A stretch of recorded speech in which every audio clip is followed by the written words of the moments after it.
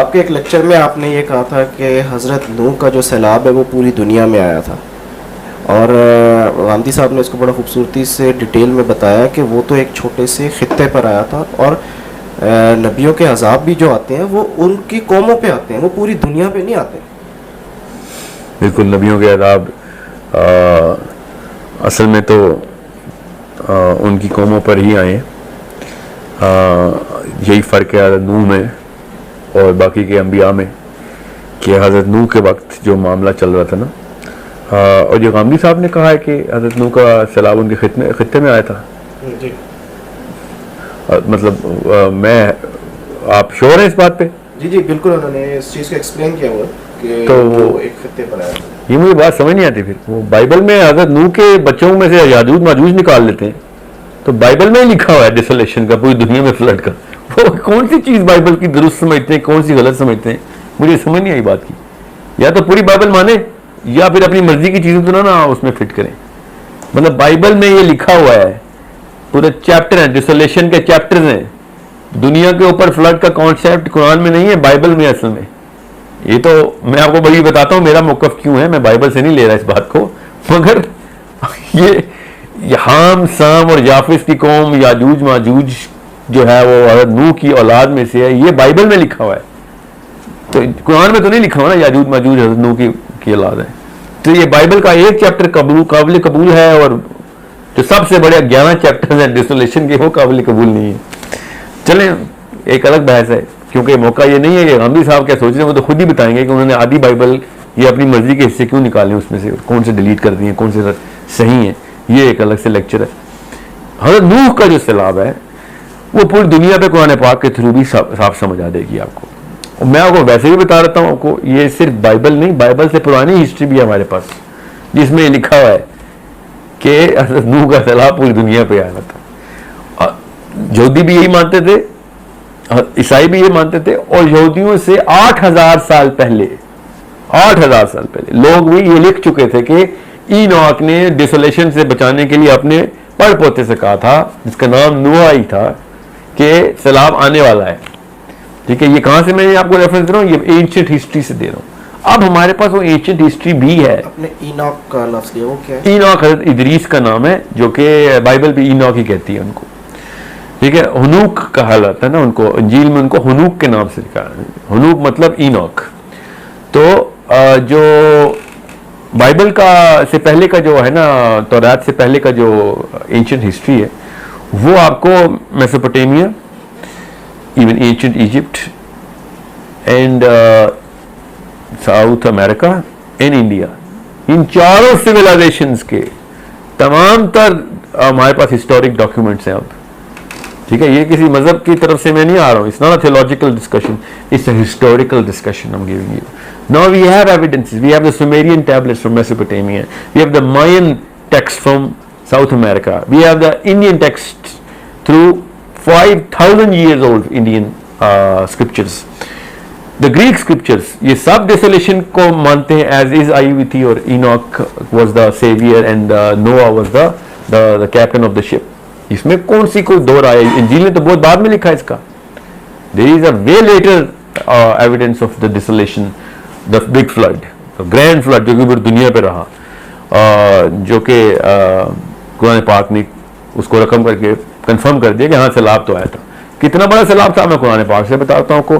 جب اللہ تعالیٰ نے خود حضرت نوح سے کہا کہ میل اینڈ فیمیل نکال لو جانوروں کے، سب میل اینڈ فیمیل پکڑو، تو کون سے ایسے میل اینڈ فیمیل ہیں جو کسی حضرت نوح کے علاقے میں تھے جو دنیا میں نہیں ملنے تھے؟ اگر علاقے میں ہی ہونے تھے تو پھر کیوں جانوروں کے میل اور فیمیل کے جوڑے اکٹھے کر رہے تھے؟ اس آیت پہ تو ایمان ہے ہمارا، تو قرآن پاک نے بتا دیا. یہ کافی تھی آیت سمجھنے کے لیے کہ دنیا کے اندر پورے سیلاب آیا، میل اینڈ فیمیل اکٹھے کرو سارے. Now the problem is not about کہ سیلاب آیا تھا دنیا پہ کہ نہیں آیا تھا. یہ تو ہمیں پتا آیا تھا، دنیا کو پتا ہے کہ دنیا میں سیلاب آیا تھا. We are now ecological and scientific evidence from archaeological evidences from the science کہ دنیا میں ہر جگہ سیلاب کے ہوئے ہیں. یہاں تک کہ جو اسفنکس ہے ایجپٹ میں، اس کو اب انہوں نے پروو کر دیا کہ یار یہ کوئی 500-700 سال پانی میں رہا ہے.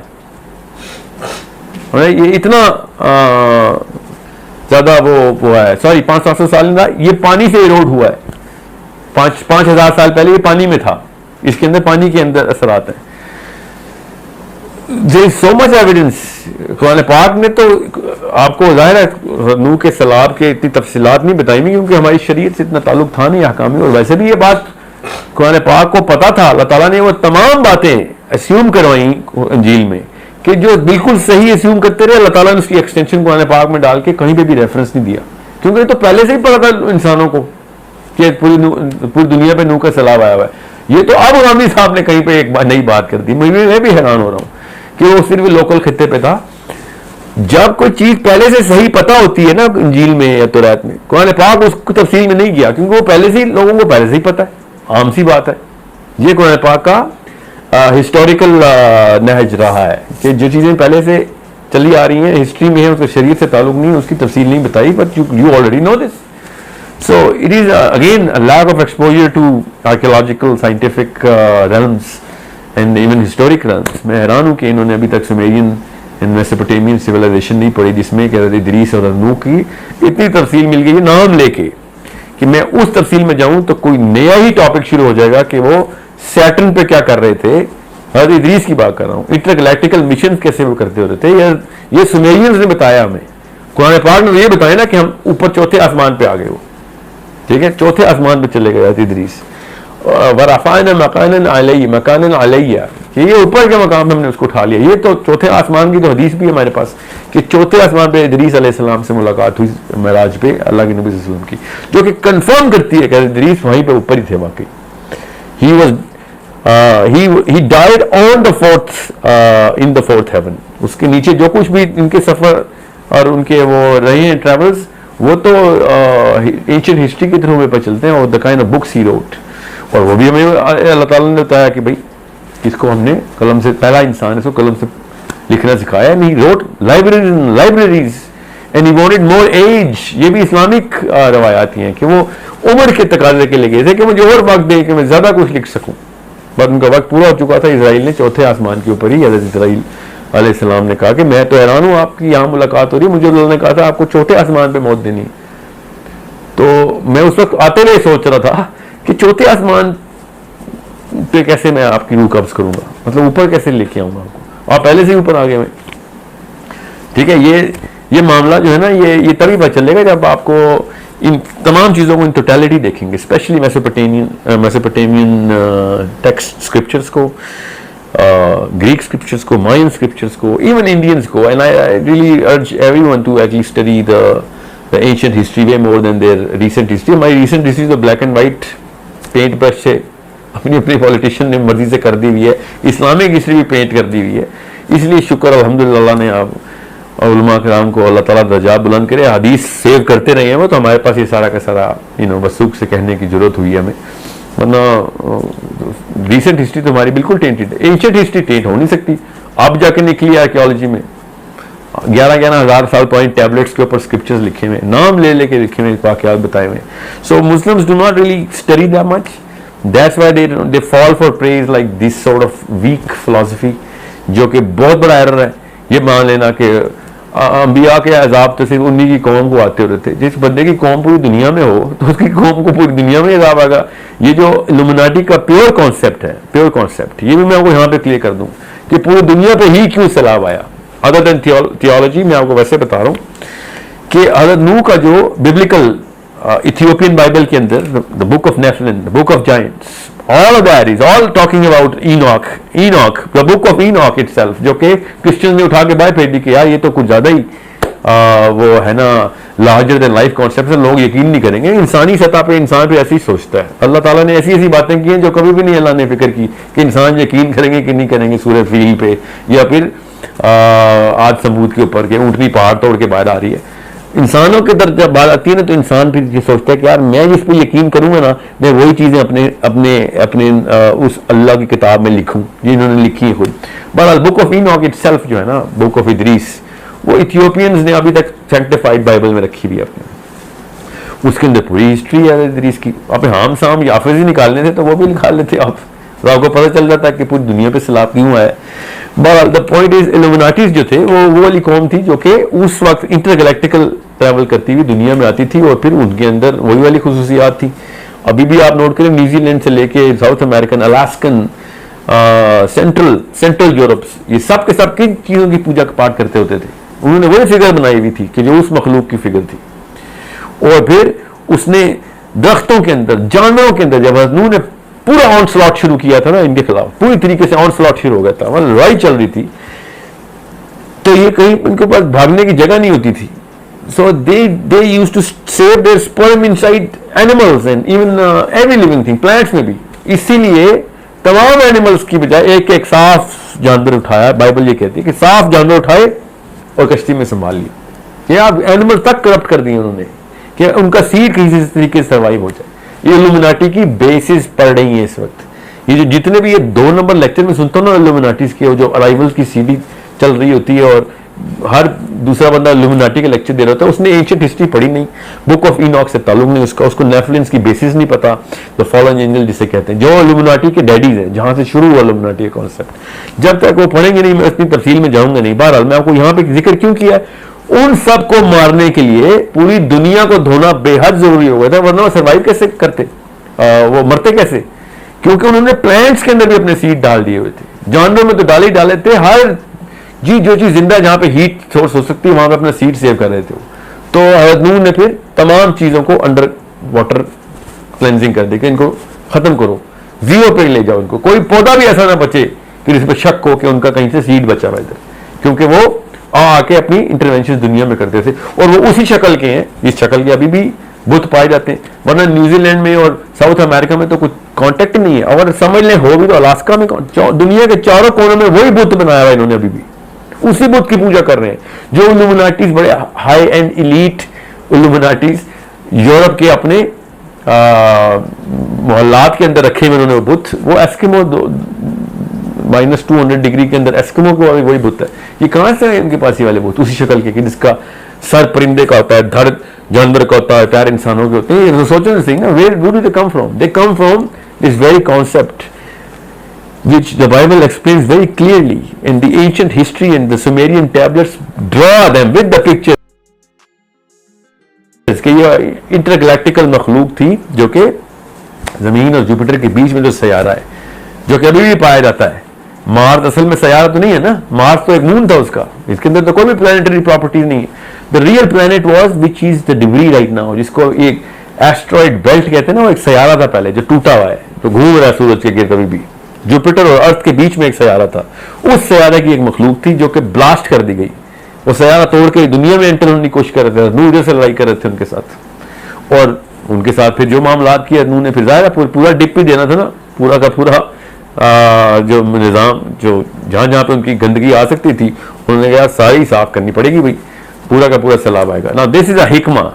हालांकि बुक ऑफ इनॉक कह रही है कि हज़रत इदरीस ने नूह को पहले ही बता दिया था कि सैलाब तो आना ही आना होता है इतने साल बाद, उससे पहले पहले तैयारी कर ले क्योंकि ये बचने वाले नहीं. ठीक है, इदरीस ने हज़रत नूह को सैलाब का बताया हुआ था पहले से. नूह पढ़ पोते हैं हज़रत इदरीस के, याद रखिएगा. ठीक है, तो it's a little bigger than what you think. और मैं एक्सपेक्ट नहीं करता कि इतनी डिटेल में लोग पढ़ाई करते होंगे एंशिएंट हिस्ट्री की, जो कि मुझे मौका इसलिए मिल रहा है because it was something which was connecting the dots of all of those books, specially Idris का जो दौर है. कुछ सवाल पैदा हो रहे हैं आपकी बात से. एक ये ठीक है, अगर आप ये कहते हैं कि हज़रत नूह का जो टाइम था वो था ही, हम इस प्लैनेट की मखलूक से वो बेसिकली लड़ रहे थे, तो इस जब कुरान में अल्लाह ताला ने वो मंजर कशी की है कि वो कश्ती बना रहे थे और वो लोग हंसते थे और वो यानी वो मज़ा तमस्सुर करते थे. फिर वो 950 साल का जिक्र है, और फिर पूरी सूरह नूह है जिसमें वो कहते हैं कि ये लोग बदुआ किए कि ये लोग नहीं, इनकी औलादें भी ऐसी होगी. तो फिर ये क्या उस मखलूक की ये कौम ही यानी उस इंसानियत पे वो नहीं, वो इंसान तो. अच्छा सवाल आपका. मैंने देखे बाइबल के थ्रू रेफरेंस दिया आपको, मैंने वो ईमान मुकम्मल नहीं किया इसके ऊपर कि वही होनी थी. बाइबल ने बड़ा जो क्लियरली बताया ना इल्यूमिनाटी के बेसिस का, नाम तो इन्होंने ये नहीं रखा हुआ, मैं वैसे आपको कनेक्ट कर रहा हूँ. मैं 3 चीज़ें इकट्ठी की हैं मैंने आपको, एक एंशिएंट हिस्ट्री, एक बिब्लिकल टेक्स्ट एंड स्क्रिप्चर्स, और जो कि बगैर book of Enoch, book of Nephilim, book of giants पढ़े बगैर आपको समझ नहीं आनी. डिसोलेशन का पूरा कॉन्सेप्ट, जो सैलाब का कॉन्सेप्ट है वो क्या हो रहा था, ये बाइबल में हिंट के तौर पे कराया गया। एशियन हिस्ट्री डिटेल से बताती है इसको। और कुरान पाक के स्टेंसिल के ऊपर ये चीज़ें नहीं उतरती तो मेरी तरफ से बाहर में जाएं। अगर कुरान पाक के स्टेंसिल पे पूरी उतरती हैं तो मेरा ईमान लाना ज़रूरी है इसके ऊपर। इसीलिए तो मैं कहता हूँ बाइबल से एक चीज़ उठा ली और दूसरी चीज़ नहीं की तो स्टेंसिल क्या है आपके पास, कोई आला, कोई करीना होना चाहिए, कोई मेयार हो, इस करीने पे सेट करते हैं। तो कुरान पाक के थ्रू एक्सप्लेन होती हैं बातें, क्या इदरीस हतनू को बता रहे हो, ठीक है। ये तो हमें भी पता है कि Idris was the great grandfather of नूह अलैहिस सलाम। So what you are saying is कि वो 40 बंदे आए थे कश्ती में, वो इंसान ही थे, बिल्कुल इंसान थे। नूह के बच्चे इंसान थे, हाँ हाम साम याफिस इंसान थे। नूह का एक और बच्चा भी था जो कि पहाड़ पे चढ़ गया था, जो नहीं ईमान नहीं लेके आया था। सवाल बड़ा सिंपल सा है, जो चीजें हमारे लिए ताल्लुक से रखती थी ना, हमसे डायरेक्ट ताल्लुक के हमारी हिदायत के लिए क्या, वो अल्लाह ताला ने कुरान पाक में बता दी, ठीक है। जो हमसे पहले से पूरी तरीके से चली आ रही थी, अल्लाह ताला ने उसको ज्यादा डिटेल में नहीं गया कि तो पहले से ही आपको पता है, ठीक है, वरना सैलाब की भी अमाउंट क्वांटिटी बता देते। आपसे मैं बड़ा आसान सवाल करता हूं कि हजरत नूह 950 साल तबलीग करते रहे, ठीक है। हजरत नूह के 3 बच्चे थे, हाम साम याफिस। मतलब सोचें, आपका दिमाग में सवाल खुद नहीं पैदा होता कि नूह की क्या 921 साल की शादी हुई थी? सोचें तो सही ना, देयर इज अ प्रॉब्लम है, बेटर सॉल्व हियर कि अगर नूह की अपने टाइम पे शादी हुई थी, जो कि पुराने दौर में बहुत ही पहले शादी होती थी, तो नूह के तो कम अज कम नहीं तो 34 नस्लों के बच्चे होने चाहिए, कम अज कम, ठीक है। 50 नस्लों तक तो बच्चे होने चाहिए, मगर उनके सिर्फ 3 बच्चे, 4 बच्चे, एक तो नहीं आया, 3 बच्चे कश्ती में आ गए और 1 बच्चा नहीं आया, बीवी भी नहीं आई, ठीक है, मतलब बीवी भी एक है, उनके साथ 4 बच्चे हैं। 950 साल तक उनके कबीले ने भी शादियां नहीं की, उसके बाद उनके भी कोई बच्चे, वरना उनकी भी 50 नस्लें होनी चाहिए थी। इसलिए ये बात पूरे के पूरे कॉन्टेक्स्ट में चारों कैटेगरीज को इकट्ठा रख के सोचेंगे तो आपको समझ आएगी कि हज़रत नूह 950 साल जमीन के ऊपर तबलीग नहीं कर रहे थे। There was a lot of other things going on, जो कि अभी मैंने एकदम बोल दिया ना तो धुएं निकल आएंगे मुसलमानों के दुकानों से कि ये क्या अजीब सी बात कर रहे हो। मगर ये बात कुरान पाक से ही साबित है कि इंटरगैलेक्टिकल मिशन जो थे इदरीस और नूह के दौर में कोई बड़ी बात नहीं थी, पोर्टल्स जो थी वो कोई बड़ी बात नहीं थी। ये तो अल्लाह ताला ने खुद बता दिया कि उस दिन आसमान के मैं सारे दरवाजे खोल दूं, आसमान दरवाजे हो जाएगा, मतलब खुद सोचे ना, खिड़कियां नहीं होंगी, दरवाजे होंगे, दे आर द पोर्टल्स। और खिड़की भी होती तो चले, बंदा सोचता है कि क्या चीज है ऐसी जो कि इंटर गैलेक्टिकल मूवमेंट करती, दरवाजे से क्या, उस तरफ क्या है दरवाजे के, ये सब पहले यहाँ पे खुलते होते, आम सी बात थी इंसानों के लिए। जुल्करनैन को ट्रैवल करते देखना उनके लिए कोई बड़ा अचंबा नहीं था, क्योंकि उस वक्त चलता था ये काम। और इदरीस 4थे आसमान तक जाते हैं तो ये वाला वाकया इतनी कोई ताज्जुब से क्यों नहीं लिखा जाता, मोजज़े के तौर पे क्यों नहीं लिखी गई ये सारी बातें। और इदरीस अगर 4थे आसमान पे गए तो मोजज़ा, क्योंकि उनके लिए कोई बड़ी बात नहीं थी उस वक्त, ये माहौल उस तरह का नहीं था। आप खुद सोचे ना, हज़रत आदम को क्या नीचे फेंका गया है, ये पैराशूट लेके आए थे, कैसे आए थे हज़रत आदम नीचे? इंसान है ना, उसको तो हम फरिश्ता नहीं मानते ना। हज़रत आदम जमीन पे कैसे पहुंचे? There is the इंटरडिमेंशनल way that actually does open, and इसी के थ्रू मेराज हुई है। मेराज पे तो हमारा कॉन्सेप्ट क्लियर है ना, मेराज के ऊपर जब गए हैं तो अल्लाह के नबी सल्लल्लाहु अलैहि वसल्लम, वो भी गांधी साहब ने कहा ख्वाब में गए, असल में नहीं गए, ठीक है। अब आप एक तरफ आप अपना फलसफा टिल्ट कर लेते ना तो बाकी की सारी चीजें डिलीट करनी पड़ती हैं आपको। ये जबरदस्ती, इसको बायसनेस कहते हैं, लॉजिकल फैलेसी नहीं, मेंटल फैलेसी। बुराक पे नहीं गए आप? बुराक पे खुद गए ना, एज इजी गए ना वो तो। ये तो ईमान है हमारा क्या, वरना गांधी साहब की इस फलसफे में उन्होंने ख्वाब में थे तो फिर तस्दीकों की लिस्टें क्यों लगी थी? ख्वाब में जाने पे अरब को क्यों ताज्जुब हो रहा था, वो झूठ बोल रहा है, 1 सेकंड में होकर ऊपर आया। फिर काफिले की वेरिफिकेशन दी, यहाँ तक कि अबू बकर सिद्दीक ने पूछ लिया कि बैतुल मुकद्दस तो मैं जाता रहता हूँ, मुझे भी मेरे शरअ सदर के लिए ना, ऐनुल यकीन के लिए मुझे बताएं बैतुल मुकद्दस का नक्शा। अबू बकर सिद्दीक को भी प्रॉफेसर ने बताया। अबू बकर सिद्दीक ने कहा वल्लाह क्या ट्रैवल किया आपने, एक एक चीज आपको बिल्कुल सही बताई आपने। मगर यह तो अबू बकर सिद्दीक का वाकया सुना रहा हूँ, कौन से अरब ने ताज्जुब नहीं किया था? मेराज के ऊपर इतना बड़ा जो جو ہے نا کیسے کہتے ہیں لڑائی اور فتنہ کھل گیا تھا مسلمانوں میں کہ یہ تمہارا نبی یہ کہنا شروع ہو گیا, مذاق کو آنا شروع ہو گئے تھے عرب. غامدی صاحب کو یہ بات کیوں نہیں سمجھ آ رہی, کیا کہ میں کہتا ہوں میں نے خواب میں کون بہت بڑی ٹریجیکٹری کی اور پتہ نہیں کہاں سے ہو کے آیا ہوں, تو میرا کیوں مذاق اڑے گا, خواب میں تو ویسے ہی اڑتے پھرتے. عرب تو مذاق ہی اس لیے اڑا رہا تھا کہ پروفیٹ صلی اللہ علیہ وسلم نے کہا تھا میں خود کر کے آیا ہوں سارا کچھ, ورنہ کیوں کوئی مذاق اڑائے گا آپ کا. صحابہ بڑے بڑے صحابہ کرام نے بڑا وقت دیکھا اس وقت کو, کیونکہ لوگ تصدیق شروع ہو گئے تھے مسلمانوں کی کہ تمہارا نبی تو کہتا ہے منٹ میں اوپر سے ہو کے واپس بھی آ گیا, 7 آسمانوں کی سیریں کی ہیں اس نے, بیت المقدس گیا وہ. سوچو تو صحیح, یہ مجھے یہ ساری ہسٹری ریڈ کرنی پڑتی ہے اگر آپ بائسنس کسی ایک طرف کریں. یہ امین اصلاحی کی طرف بائسنس ہے کیونکہ انہوں نے کہہ دیا خواب ہے, کیونکہ بنی اسرائیل میں رویا کا لفظ نکل آیا. یہ بات کہیں اور جا رہی ہے, میں آپ کو بس چھوٹا کر کے بتا رہا ہوں کہ چونکہ وہ رویا کا لفظ نکل آیا تو انہوں نے کہا رویا کا تو مطلب ہی خواب ہوتا ہے, جس طرح وہ یہ توفی کا مار ہی دیا, عیسیٰ کو مار ہی دیا انہوں نے, کیونکہ اس کا تو مطلب ہی موت ہوتا ہے. آپ اللہ کو بتائیں گے کیا مطلب ہوتا ہے, بس سوچیں صحیح, یا تو اللہ کو سمجھائیں گے یا اللہ اس کا تو مطلب یہ ہوتا ہے, آپ نے ایک لفظ کیوں بول دیا تھا. رویا کا مطلب دیکھنا ہوتا ہے, یہ خواب زبردستی ڈالا ہے کیونکہ خواب بھی ہوتا ہے اس لیے انہوں نے کہا نہیں, عام اصطلاح میں خواب لیا جاتا ہے اس لیے معراج خواب میں ہوئی تھی. یہ میں کیوں آپ کو معراج کی بات بتا رہا ہوں, بات کہیں ہونا چلی جائے کہ جب معراج پہ پورٹل کھلتی ہے اور براق اوپر سے اوپر چلا جاتا ہے, ٹھیک ہے, تو آپ کو نوح کے اوپر جانے میں کیوں مسئلہ ہے, یا اگر ادریس کے اوپر جانے میں کیوں مسئلہ ہے.